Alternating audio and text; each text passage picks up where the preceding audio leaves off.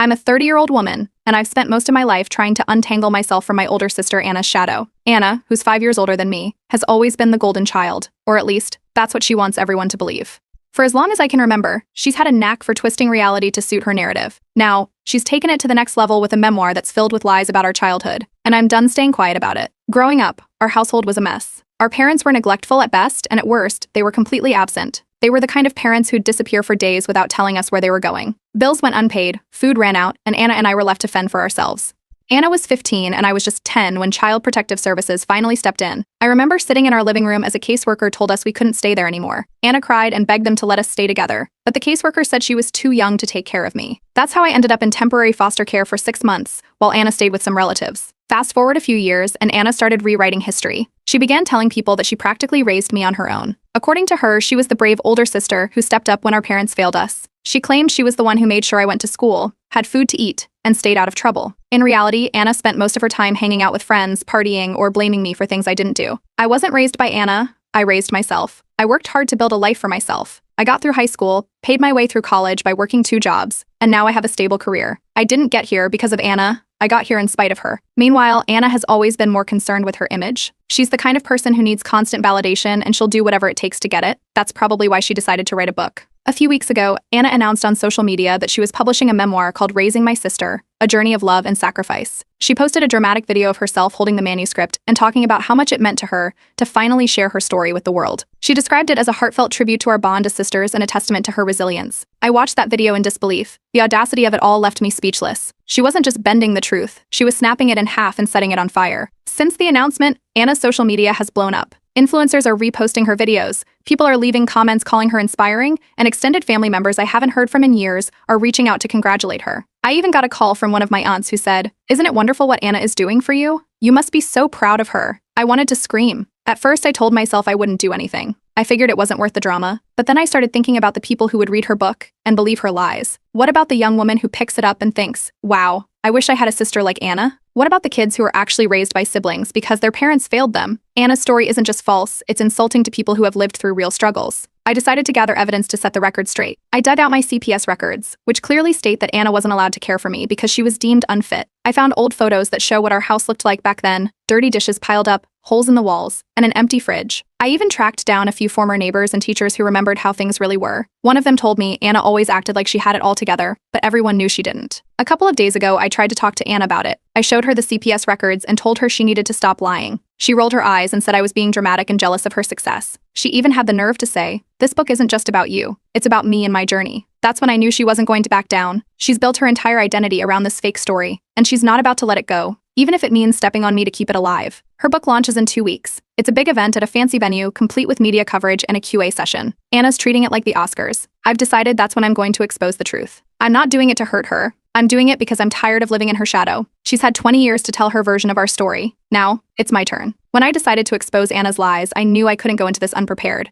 I started with the CPS records I'd kept all these years. The folder was buried in a box of old papers I hadn't looked through in ages. It contained court documents, letters from social workers, and an official report that stated Anna was never my caregiver. The records were clear. Anna was only 15 when CPS intervened, and she wasn't even considered for guardianship because she wasn't capable of taking care of me. Reading through them again, I realized just how stark the reality of our childhood had been. I contacted a few former neighbors who'd lived next to us back then. One woman, who still lived in the same house, remembered how Anna would leave me alone for hours while she hung out with her friends. Another neighbor recalled calling CPS after seeing us go days without a proper meal. I also reached out to 2 teachers who had been involved in the CPS case. Both of them agreed to provide written statements about the neglect they had witnessed. Piece by piece, I was building a case that would shatter Anna's version of events. Meanwhile, Anna's social media presence was exploding. Every day, she posted updates about her book, photos of her working at a coffee shop with captions like, "All for you, little sister," and clips of her reading emotional excerpts about how she fought to protect me. Her posts were shared thousands of times, and the comments were filled with people calling her a hero. Influencers were tagging her, saying her story brought them to tears. It was surreal to watch strangers celebrate a story I knew was a complete fabrication. The pressure from family didn't help. Aunts and uncles I hadn't spoken to in years were suddenly calling, telling me how proud I must be of Anna. Some even suggested I make a public post supporting her to show how much her book meant to me. It was infuriating, but I kept my focus on gathering evidence. Anna's behavior didn't make it easier. She called me once, claiming I was ungrateful for everything she had done for me. She told me the book was her way of honoring our bond, which only solidified my decision to expose her lies. Not everyone bought into Anna's story. A cousin of ours, who had always been skeptical of Anna's version of events, reached out. She remembered the CPS involvement and offered to help me share the truth. She suggested we use social media to counter Anna's narrative, but I wanted to wait for the book launch. I knew that was when Anna would have the most attention, and it would be the perfect moment to reveal the evidence. The timing had to be just right. As if things weren't bad enough, Anna did an interview on a popular podcast.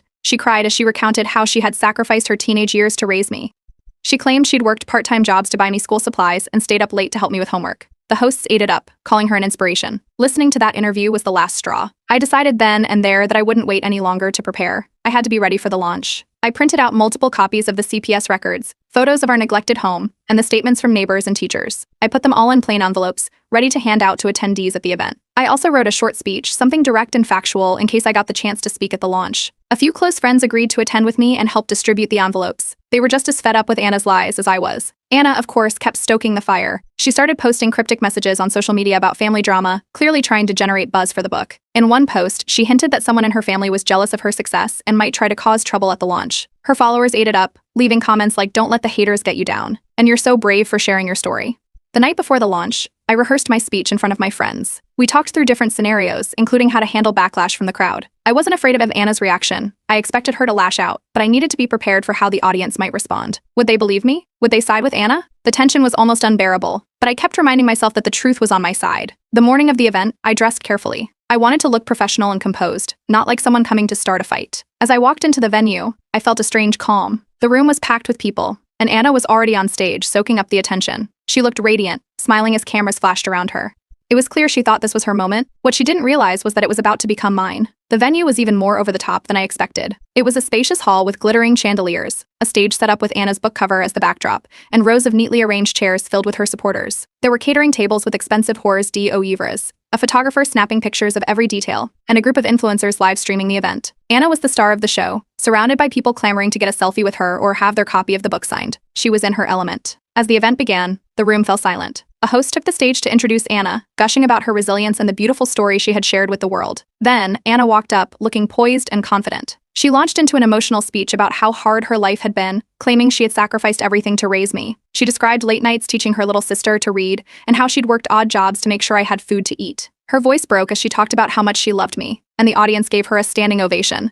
From where I stood at the back, I could see people wiping their eyes. During the first break, my friends and I discreetly began distributing the envelopes. It was nerve-wracking, but we worked quickly and quietly, slipping them to as many people as possible. Each envelope contained copies of the CPS records, photos of our childhood home, and statements from neighbors and teachers who had witnessed the neglect we endured. Some attendees opened them right away, their expressions shifting from admiration to confusion. Others tucked them into their bags to read later, but the ripples were already starting. When the QA session began, I made my move. I raised my hand, and the host handed me the microphone. The room quieted as I stood up and introduced myself. "As Anna's sister, I have a question," I said. "Anna, can you explain how you raised me when CPS records show I was placed in foster care for 6 months because you were deemed unfit to care for me?" The crowd murmured, and all eyes turned to Anna. For a split second, her confident facade faltered. Anna smiled tightly and responded, claiming the records were exaggerated and that the authorities hadn't understood their situation. She insisted that she had done her best to take care of me, painting herself as a misunderstood hero. Her deflection might have worked if it weren't for the growing number of people in the audience who were now reading the documents in their envelopes. I didn't let her dodge the truth. I stepped forward and asked to take the microphone.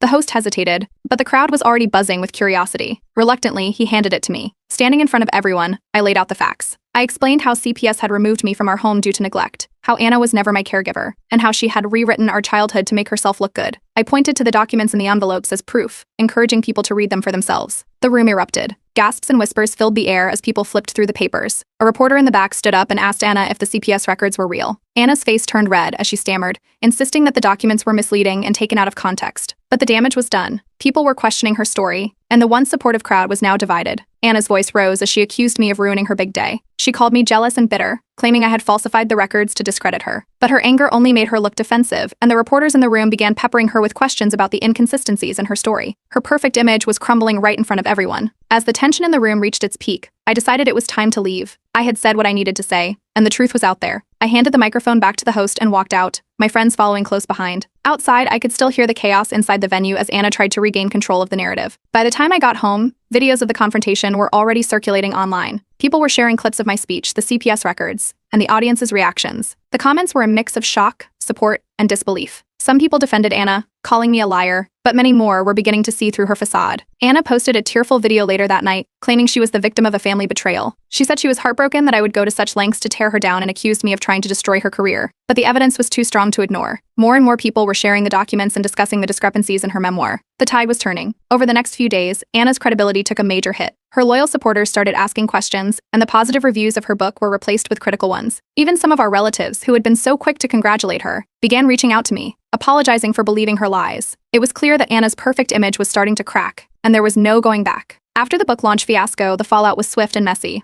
Our family was completely divided. Some relatives sided with Anna, still clinging to her narrative despite the evidence I'd presented. They claimed the CPS records and other proof were taken out of context or said I should have handled the situation privately. Others, however, reached out to me, apologizing for believing Anna's lies for so long. One of my uncles admitted he had always been suspicious of her stories but didn't want to rock the boat. It felt like the family had split into two camps, and the tension was palpable in every interaction. Meanwhile, Anna's public image took a nosedive. The glowing reviews for her book were quickly replaced by scathing ones, with readers calling her out for fabricating her story. Refund requests flooded the publisher, and several bookstores pulled her book from their shelves. On social media, people were tagging her in posts questioning her integrity, and the hashtags associated with her memoir were now filled with memes mocking her claims. It was clear her heroic older sister image was falling apart. Anna's publisher issued a statement a few days later, distancing themselves from her. They claimed they had no prior knowledge of the inaccuracies in her memoir, and announced they would be halting all future print runs. This was a huge blow for Anna. Without the backing of her publisher, she lost the platform she had worked so hard to build. She tried to spin it, posting on social media that the memoir was inspired by true events rather than a literal account.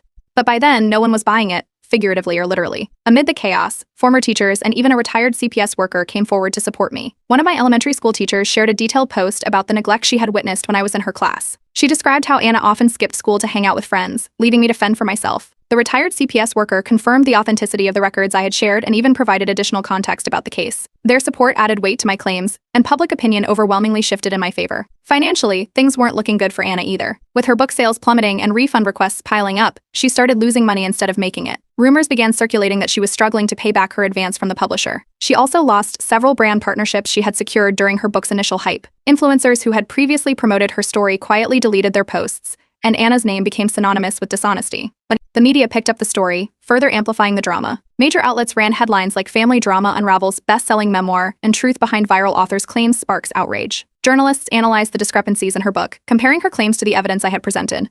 Some articles even interviewed people from our old neighborhood who corroborated my version of events. Every new report seemed to dig Anna's hole deeper, and there was no climbing out of it. Anna didn't go down without a fight, though. She threatened to sue me for defamation, claiming I had ruined her career with false accusations. I wasn't worried. I knew the truth was on my side, and I had plenty of evidence to back it up. After consulting with her lawyer, Anna must have realized she didn't have a case because the threats quickly stopped. It was just another failed attempt to salvage what was left of her reputation. As the dust settled, Anna all but disappeared from social media. Her once busy accounts went silent, and she stopped posting altogether. The glossy, curated image she had built over the years was gone, replaced by silence and speculation. People online speculated about her next move, but for now, it seemed like she had retreated from the public eye entirely. On my end, life finally started to feel normal again. With the truth out there and public support on my side, I was able to focus on my career and personal life without the weight of Anna's lies hanging over me. Some relatives tried to mend fences, apologizing for doubting me or pushing me to stay silent. While I accepted their apologies, I kept my distance. I knew better than to let toxic dynamics back into my life. The confrontation at the book launch felt like a turning point. For years, I had let Anna control the narrative about our family, but now I had reclaimed my story. The experience taught me the importance of standing up for myself, even when it's uncomfortable or messy. It also reinforced the value of setting boundaries with people who don't have your best interests at heart. Moving forward, I'm focused on maintaining peace in my life. I've reconnected with the cousin who helped me gather evidence, and we've grown closer through this ordeal. I've also made a conscious effort to surround myself with people who support and uplift me. As for Anna, I don't see a reconciliation happening anytime soon, if ever. She made her choices, and now she has to live with the consequences. In a way, I feel like I've finally closed a chapter of my life that's been open for far too long.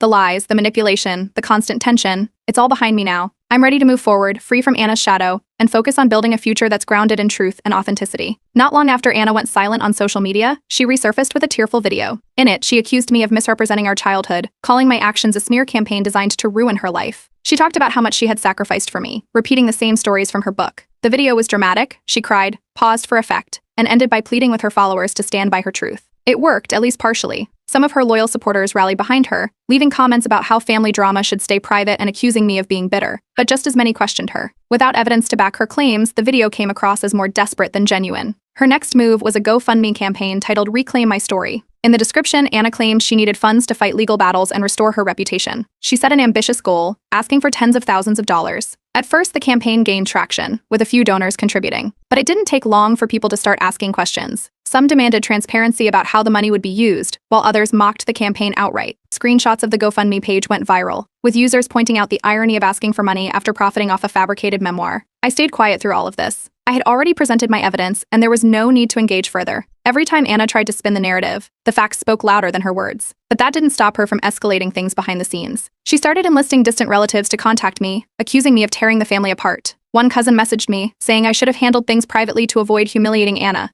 Another suggested I reach out to Anna and find a way to fix things. I ignored all of it. The truth was out, and I wasn't about to apologize for exposing her lies. While Anna scrambled to save face, internet sleuths began picking apart her memoir. People online uncovered inconsistencies in her timeline, pointing out events that didn't line up with public records. A particularly damning discovery was a fabricated story about her working 3 jobs to support me, something easily disproven by her school attendance records from that time. Every new inconsistency that surfaced added fuel to the fire, and Anna's reputation continued to unravel. Her publisher dealt the final blow. They released an official statement announcing they were canceling all contracts with Anna. They cited their commitment to truth and integrity, making it clear they no longer wanted to be associated with her. With no royalties coming in and mounting refund requests from readers, Anna's financial situation started to look bleak. Rumors began circulating that she was in debt, struggling to maintain the lifestyle she had flaunted on social media. Her friendships took a hit as well. A few influencers who had supported her during her book launch quietly unfollowed her and deleted their posts promoting the memoir. Even some of her closer friends started distancing themselves, likely out of fear of being associated with her public fallout. Anna's once busy social circle was dwindling, and she was clearly feeling the strain. The drama spilled over into family gatherings. Relatives who had initially defended Anna were now divided. At one family dinner, I heard about a heated argument between 2 cousins, one who believed Anna's narrative and another who supported me.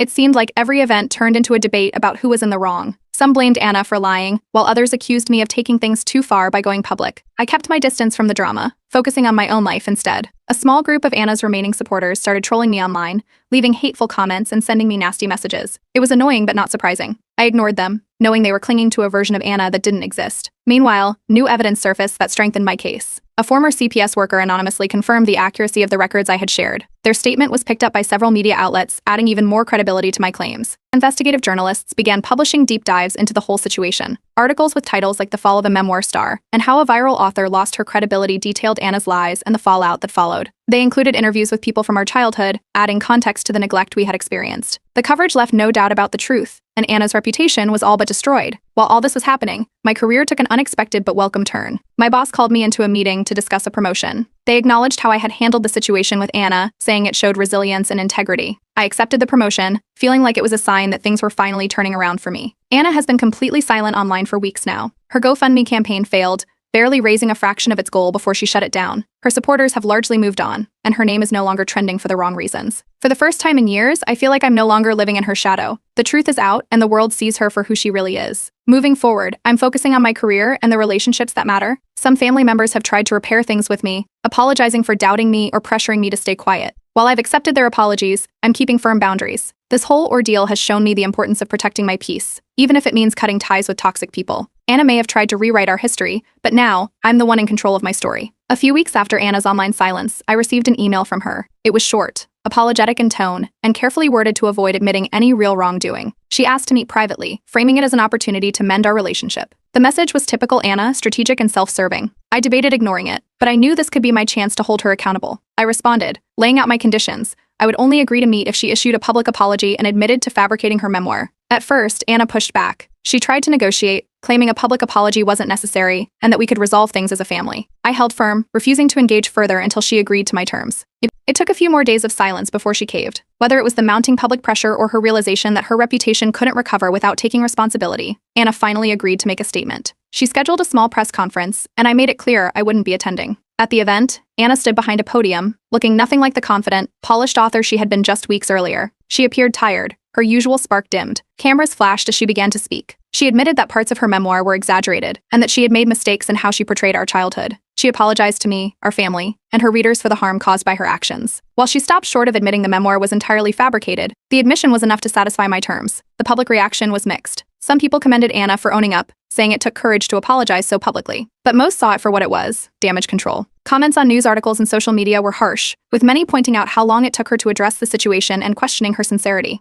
The apology did little to repair her image, and in some ways, it only made her look weaker. Following the press conference, I released a brief statement of my own. I expressed relief that the truth was finally out but made it clear that I had no intention of rebuilding a relationship with Anna. I emphasized the importance of honesty and accountability, stating that while I had no ill will toward her, I needed to prioritize my own peace. It was the final word I planned to have on the matter. Some relatives tried to intervene, suggesting family therapy sessions to heal the wounds. I politely declined. My focus was on moving forward, not revisiting the past. I didn't see the point in sitting in a room with people who had ignored the truth for so long, only to demand reconciliation now that it suited them. I wasn't bitter, I was just done. Unable to face the community she had built her image around, Anna quietly relocated to another city. She took on a low-profile job unrelated to her previous ambitions, staying far away from the public eye. Rumors swirled about her struggles, with some saying she had downsized to a small apartment and others claiming she was still trying to pay back the advance from her publisher. Whatever the case, Anna had clearly stepped back from the life she had once flaunted so proudly. Within our family, the dynamic shifted. For years, Anna had dominated every conversation, her narrative dictating how others viewed me and our shared history. Now, there was a noticeable change. People were more cautious, valuing honesty and transparency in a way they hadn't before. That said, some relationships remained strained. A few relatives still resented how public the situation had become,